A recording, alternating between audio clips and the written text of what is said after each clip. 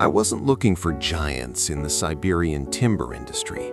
I was researching industrial output discrepancies in late imperial Russia, the kind of dry economic data that fills footnotes in obscure academic journals. Export volumes, shipping manifests, production rates from timber camps scattered across the taiga. Numbers that didn't add up. In 1885, a single Siberian logging operation could produce timber volumes that required 3 comparable operations in Scandinavia or Canada to match. Same tools, harsher climate, more remote locations, yet somehow Russian camps consistently outperformed Western equivalents by margins that made no economic sense. I assumed corruption, inflated numbers, typical imperial bureaucratic exaggeration. Then I found the photographs. Not illustrations, not propaganda engravings, actual photographs from Siberian logging camps between 1870 and 1920. Glass plate negatives preserved in regional archives, albumin prints in private collections, images that had somehow survived Soviet archival purges. And they showed workers, men standing beside felled timber, posing with axes and cant hooks gathered around saw pits. Except these weren't normal-sized men. The proportions were wrong. When you placed them against known measurements, against tools with standardized dimensions, against trees whose species and typical dimensions were identifiable, the workers measured between 8 and 11 feet tall. Not one anomaly, not a dozen, hundreds of photographs across 50 years showing the same thing. Logging crews composed entirely or partially of individuals of impossible stature working the forests of Siberia during the exact period when Tartaria begins to disappear from maps and encyclopedias. The initial reaction is always dismissal, trick photography, perspective distortion, some technical artifact of early photographic processes. Except the technology didn't exist to fake these convincingly. Glass plate photography from the 1870s and 1880s captured images with brutal honesty. The emulsion couldn't be manipulated the way film could be in later decades. The perspective lines are correct, the shadows fall consistently, the grain structure is uniform across the entire plate. When you see a man holding a standard double-bit axe, and that axe looks like a hatchet in his hands, and you can measure the axe head and calculate backward, you reach inescapable conclusions about the size of the person holding it. When you see a 2-man cross-cut saw that required a 12-foot reach being operated by men whose arm spans make that possible, you stop questioning whether the image is real and start questioning why you've never heard about this before. The photographs cluster geographically, not random distribution across Russia, but concentrated in specific regions, the Yenisei River Basin, the areas around Krasnoyarsk and Tomsk, the forests east of the Ural Mountains stretching into western Siberia. These were the heartlands of Imperial Russian timber production, the regions that supplied the lumber that built St. Petersburg, that provided masts for the Imperial Navy, that generated enormous export revenues throughout the 1800s. These were also, notably, regions that old maps label as Tartaria or Tartary, not the edges, not the vague peripheral territories, but core areas. Places where 18th century atlases show cities, roads, established settlements, places that were producing industrial quantities of processed timber decades before the Russian Empire supposedly developed significant logging infrastructure in these regions. And the production numbers suddenly make sense. I returned to the economic data with new context. A Siberian logging camp in 1885 with a crew of 40 workers could fell, process, and transport timber volumes that modern analysis suggested should require 120 workers with equivalent technology. The discrepancy was always there in the records, always noted by historians as curious but unexplained, usually attributed to undercounting of labor or overcounting of production, or some combination of economic factors that blur the real numbers. But what if the numbers were accurate? What if 40 workers really did produce that volume? Not through superior organization or technique, but through simple physical capability. If your workers averaged 9 feet tall, if they possessed proportional strength and endurance, if they could handle logs that would require 3 normal-sized men to move, the production numbers stop being impossible and become merely impressive. The tools confirm this. Siberian regional museums and historical societies across Russia contain logging equipment from the 19th century that nobody wants to discuss. I've documented over 60 examples personally and corresponded with curators who mentioned dozens more. Axes with handle lengths exceeding 5 feet, double-bit felling axes with heads weighing 15 to 20 pounds, requiring 2 hands for a normal person to even lift, designed to be swung one-handed. 2-man crosscut saws with blade lengths of 10 to 12 feet, requiring operators to stand 14 feet apart for proper operation. Cant hooks and peavies with handles approaching 8 feet in length. Splitting mauls that weigh 45 pounds.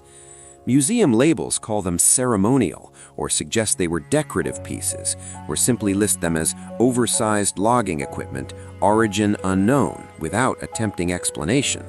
But they're not ceremonial, they show wear patterns. The axe heads have been sharpened repeatedly. You can see the changing geometry of the cutting edge. The saw blades show the characteristic wear patterns of thousands of cutting strokes. The teeth are damaged and repaired in ways consistent with hitting knots and mineral deposits in wood. The wooden handles are worn smooth where hands gripped them, darkened by decades of palm sweat and oil. These were working tools, used extensively, used hard, and stored in exactly the regions where the photographs show workers large enough to use them. Not scattered randomly across Russia, but concentrated in the old Tartarian territories where timber production exceeded all reasonable expectations. The economic structure becomes visible once you know what to look for. Siberian logging camps operated under a system that Russian historians describe as semi-autonomous. The imperial government licensed the territory and collected taxes on production, but the actual operations were run by foremen who maintained their own crews, used their own methods, and guarded their operations from outside observation. Foreign engineers and investors who visited these camps in the 1800s consistently note their surprise at how little direct oversight existed and how resistant the operations were to modernization or external management. They describe foremen of unusual stature who spoke Russian with strange accents, crews who lived in camps year-round rather than seasonal workers, production methods that seemed almost deliberately archaic, yet somehow achieved superior results. What if these weren't Russian operations at all? What if they inherited operations, systems that predated Russian administration of these territories, staffed by populations that predated Russian settlement? What if the Russian Empire didn't build the Siberian timber industry so much as tax it, license it, and claim credit for production generated by operations they didn't actually control? It would explain the autonomy, the resistance to modernization, the foreign engineers' consistent observation that these camps operated by rules nobody could quite articulate. It would explain why the production collapsed so dramatically after 1920. Not gradual decline, not slow modernization, but sudden catastrophic drop. The Soviet records are very clear on this point. Siberian timber production fell by 60% between 1920 and 1925, despite increased investment and mechanization. Something that had made the industry work simply stopped working. The photographs stop appearing after 1920. I've searched extensively. Pre-1920, you can find images of these workers in regional archives, private collections, old newspapers, commercial postcards sold to tourists. They weren't hidden, weren't secret. They were documented as casually as any other industrial workers of the period. Then 1920 arrives, and the photographic record goes silent. Not gradually, not a slow fade as photography becomes more common elsewhere, but a sharp cutoff. And 1920 isn't random. That's when the Soviet government consolidated control over Siberia after the Civil War, when new administrative systems replaced imperial structures, when archival records began to be systematically reviewed and reorganized, when things that didn't fit the new narrative started disappearing. I found references to this in Soviet internal documents, the kind that weren't meant for public consumption. Directives from the 1920s regarding nationalization of timber resources mention repeatedly the problem of uncooperative hereditary crews and removal of pre-revolutionary labor elements. Instructions to regional administrators about correcting anthropological irregularities in industrial records. Orders to archive sections to recategorize photographs not consistent with Soviet labor standards. The language is bureaucratic, coded, but the intent is clear. Something about the previous workforce, not gradually, not through natural population change, but deliberately removed from the historical record. I've found fragmentary references suggesting some crews were forcibly relocated to the Arctic during the first 5-year plan, assigned to labor projects in regions where survival records are deliberately vague. Other references hint at classified medical studies conducted in the late 1920s, anthropological measurements, genetic documentation, projects that stopped producing reports after 1932. Most references simply trail off. Crews that had operated specific territories for decades simply stop appearing in administrative records after 1922 or 1923, with no explanation of what happened to the workers or where they went. And the territories they worked? Those forests along the Yenisei River, the timber stands of western Siberia, the regions that had sustained industrial logging for decades under imperial administration? Soviet records show them surveyed and resurveyed throughout the 1920s, with production estimates repeatedly reduced. The forests were still there, the trees hadn't vanished, but somehow the productivity was gone. Modern logging equipment was brought in, Soviet workers were assigned, production quotas were set and then quietly lowered. The industrialization that was supposed to increase efficiency somehow resulted in dramatic production decreases because the factor that made the system work had been removed. Now connect this to Tartaria, not the fringe theory, not the speculation, but the documented fact. Maps from the 1700s and early 1800s show Tartaria as an established territory occupying Siberia and Central Asia, not empty wilderness waiting for Russian colonization, but inhabited territory with cities, roads, political structures. Then, sometime in the mid-1800s, it begins disappearing from maps. Borders are redrawn, regions are relabeled, encyclopedias stop mentioning it. By 1900, it exists only in old atlases and outdated reference books. The official narrative becomes, these were always just geographic labels for poorly understood regions that Russia gradually colonized and civilized. But the timber industry tells a different story. It tells of industrial operations existing in these territories before Russia supposedly established them, of infrastructure and labor systems that Russia inherited rather than created, of a workforce that was documented, photographed, and acknowledged until suddenly acknowledging them became politically inconvenient. What if Tartaria wasn't just a geographic label, but an actual civilization? And what if the Siberian timber operations were Tartarian operations that Russia simply took credit for? What if the workers in those photographs weren't Russian at all, but remnants of whatever population had inhabited these territories before Russian expansion, continuing to work forests they'd worked for generations until Soviet consolidation finally eliminated them? The architectural evidence supports this. Throughout western Siberia, you find administrative buildings from the 1700s and 1800s with the same oversized proportions seen in European and American structures from the same period. government offices with 14-foot ceilings in back rooms where grandeur serves no purpose, doorways in timber processing facilities scaled for people well over normal height, storage buildings with shelf heights requiring 10-foot reach, all supposedly built by Russian administrators for Russian workers, all featuring proportions that make sense only if the workers weren't Russian-sized. These buildings cluster in the same regions where the photographs show the giant loggers, where the oversized tools are found, where the production records show impossible efficiency. And then there are the burial sites. I've interviewed archaeologists working in western Siberia who speak carefully about discoveries they're not supposed to discuss. Graves from the 1800s containing skeletal remains of extraordinary size, often found near old logging camps or timber processing sites, usually described in field notes as measurement errors or preliminary assessments requiring verification that never gets conducted. Specimens sent to institutions for analysis that somehow get lost in processing, or stored in collections but never studied, or studied but never published.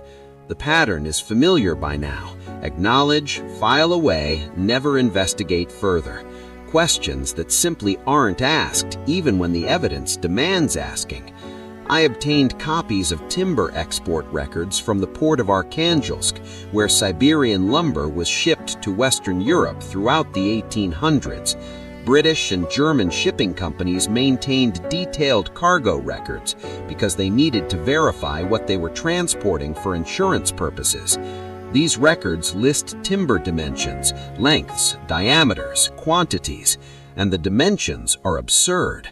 Single logs 80 feet long, 4 feet in diameter, being shipped as individual pieces, mast timbers exceeding 100 feet in length, structural beams with cross-sections requiring modern equipment to move. The records note these as standard cargo, routine shipments, nothing unusual, because in the context of the 1880s Siberian production, they weren't unusual. They were what that industry produced. Only now, when you ask how they moved such timber, how they processed it, how they loaded it onto ships, the answers aren't available. The techniques were lost when the workers disappeared. What disturbs me most is the systematic silence. Every element I've described is documented, verifiable, sitting in archives and museums. The photographs exist. You can request copies from regional archives in Russia. The tools are in museum collections with catalog numbers. The production records are in economic histories. The shipping manifests are in port archives. None of this is hidden in the sense of being actively suppressed. It's hidden in plain sight, filed away under categories that discourage investigation, labeled in ways that prevent patterns from being recognized. The photographs are cataloged under industrial workers without noting their size. The tools are listed as ceremonial or decorative without testing whether they function. The production records are filed as anomalies without investigating what made them anomalous. The whole history is preserved but dismembered, scattered across enough archives and collections that assembling the complete picture requires noticing patterns nobody wants to acknowledge. Why? What threatens the historical narrative so much that this evidence must remain fragmented and unexplained? I think it's what it reveals about recent history. We're taught that human civilization progresses linearly, that each generation builds upon the last, that modernity represents the peak of human achievement. The Siberian giants contradict this. They show a population existing in the 1800s whose physical capabilities exceeded ours, whose production productivity we couldn't match until we developed machinery to replace them, whose existence is so recent we have photographs, but whose history has been so thoroughly erased that presenting photographic evidence of their existence is dismissed as conspiracy theory. That's what disturbs me. Not that they existed, not even that they disappeared, but that we've agreed collectively to pretend they never existed at all.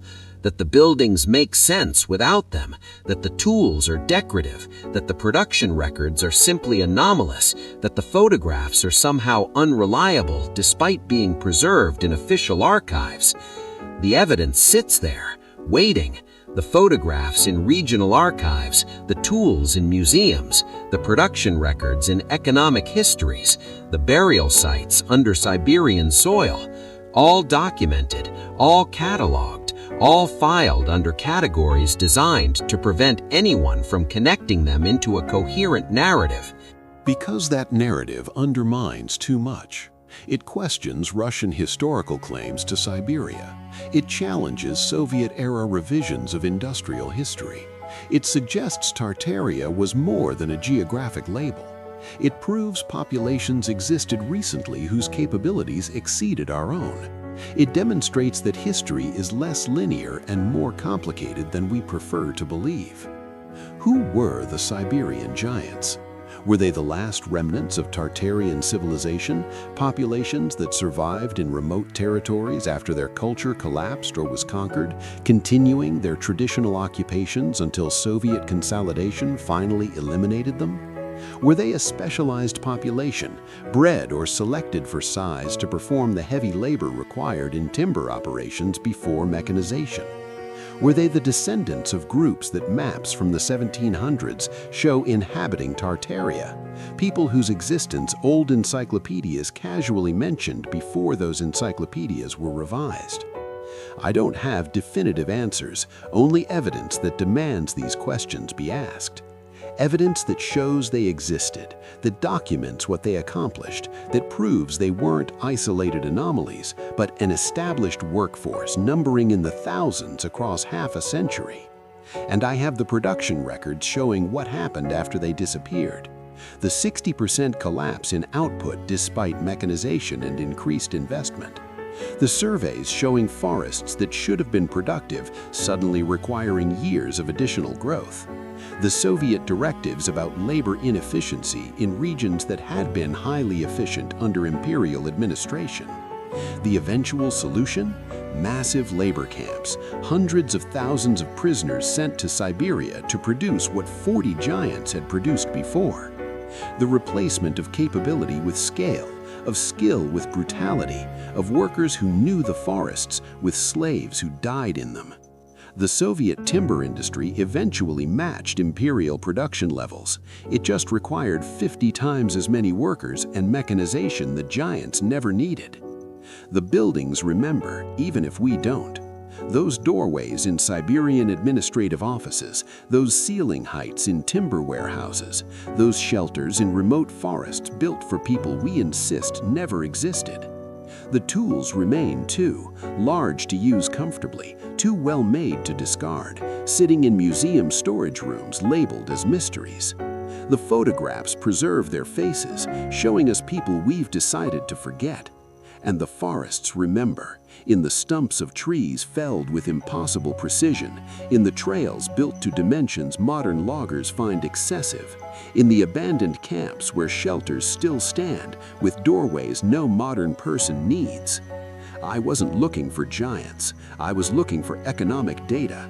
But sometimes the numbers tell you there's something else in the records, something filed away and forgotten, something that explains everything once you're willing to see it. The Siberian timber industry worked because it was staffed by people capable of working it, not through technology or technique, but through simple physical reality. When those people disappeared, so did the productivity. What we're left with is the evidence they were here, the proof of what they accomplished, and the determined silence of institutions that would rather not explain how we lost capabilities we had 130 years ago.